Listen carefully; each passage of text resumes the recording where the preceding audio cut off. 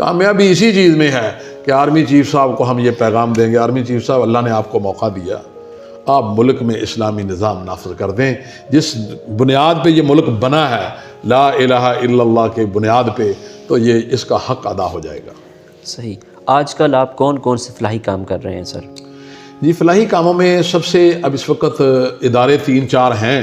جامعہ تعلیم الاسلام مکانجن ہے، جامعہ محمدیہ ہے، ہم ان سے بڑھ چڑھ کے ان میں حصہ بھی لے رہے ہیں، اور اسی طرح یہ بہاولپور میں جامعہ ام القریٰ میں نے بنایا ہے، اس وقت تقریباً 85-86 بچے ہیں، تو ہماری انشاءاللہ کوشش ہے کہ یہ 100 تک بچے ہم رکھیں گے کچھ دیر، پھر اس کے بعد اللہ تعالیٰ اس کو بڑا کرے، یہ واقعتاً جامعہ بنے، کم از کم 1000 کی تعداد ہو، تو انشاءاللہ اس کی طرف بڑھ رہے ہیں، اور پھر جو بے وگان ہیں اور ان کے لیے ہم انشاءاللہ العزیز کچھ پلاٹ بھی رکھیں گے، اور اسی طرح جو غریب ہیں، جو مستحق لوگ ہیں، ان کو جو جن کی فیسیں نہیں دے سکتے بچے، ان کی فیسیں بھی، لیکن نام نہیں لینا چاہیے، ہم ادا کر رہے ہیں کچھ نہ کچھ جتنا ہو سکتا ہے۔ یہ فلاحی کام ہی ہے کسی غریب بچے کے ساتھ، اور اس میں ہماری کوشش یہ ہے زیادہ تر کوئی یتیم ہو تو ان کی بڑھ چڑھ کے مدد کریں۔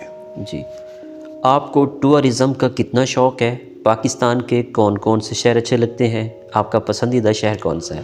میرا سب سے پسندیدہ شہر تو ہے اسلام آباد، سر اور ٹورزم کے لحاظ سے پاکستان میں یہ مری کا علاقہ، چترال کا علاقہ، یہ اچھے علاقے ہیں، لیکن سیر کے لیے سب سے بہتر میرے لیے، کیونکہ میں مذہبی آدمی ہوں، تو مکہ اور مدینہ ہے۔ مکہ اور مدینہ سے بڑھ کے کوئی اچھی سیر نہیں۔